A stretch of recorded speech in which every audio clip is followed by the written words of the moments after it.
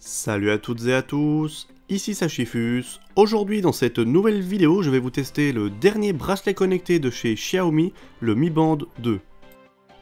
Il s'agit en fait de la version qui suit le Mi Band 1S que j'ai testé il y a quelques temps déjà sur mon site internet, et donc je vous invite à regarder le lien qui se trouve dans la description si vous souhaitez plus d'informations. Le bracelet est livré dans une boîte en carton blanche comme d'habitude avec Xiaomi. A l'intérieur, on retrouve également un câble USB pour la recharge, ainsi qu'une notice d'utilisation tout en chinois. Le bracelet intègre une batterie de 65 mAh qui lui assure une excellente autonomie, je vous en parlerai d'ici quelques instants. Concernant le poids, eh bien le bracelet est très léger puisqu'il ne pèse que 7 grammes, ce qui lui permet d'être vraiment très discret à votre poignet.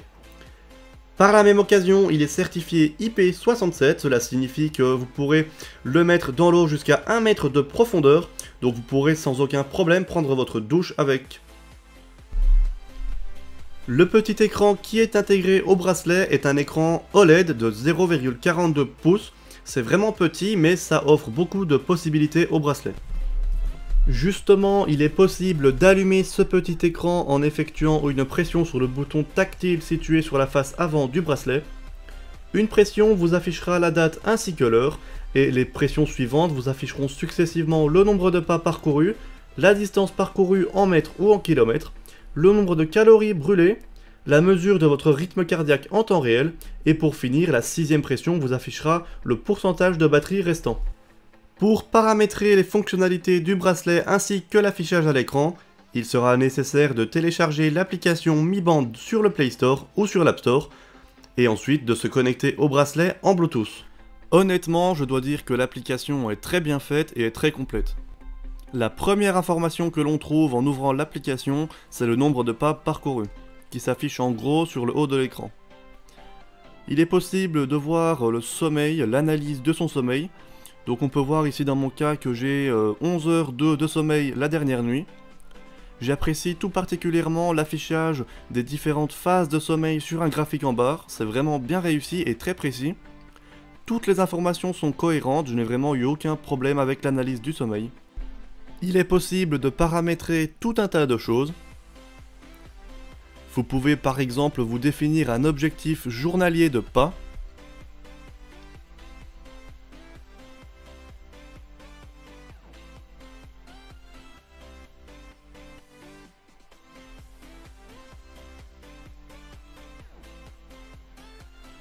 Il est bien sûr également possible de choisir quels sont les éléments qui vont s'afficher sur l'écran du bracelet.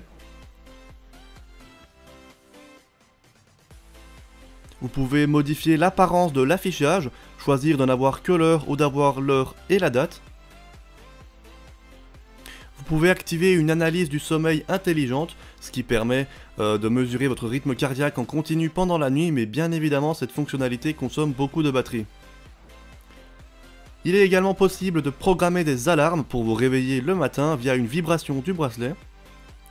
Vous pouvez de plus ajouter des notifications pour certaines applications, par exemple si je reçois un message sur Messenger, le bracelet va vibrer. Il est également possible de déverrouiller son smartphone automatiquement si le bracelet est détecté à portée. C'est un gain de temps considérable puisque vous n'aurez plus à entrer chaque fois votre code manuellement.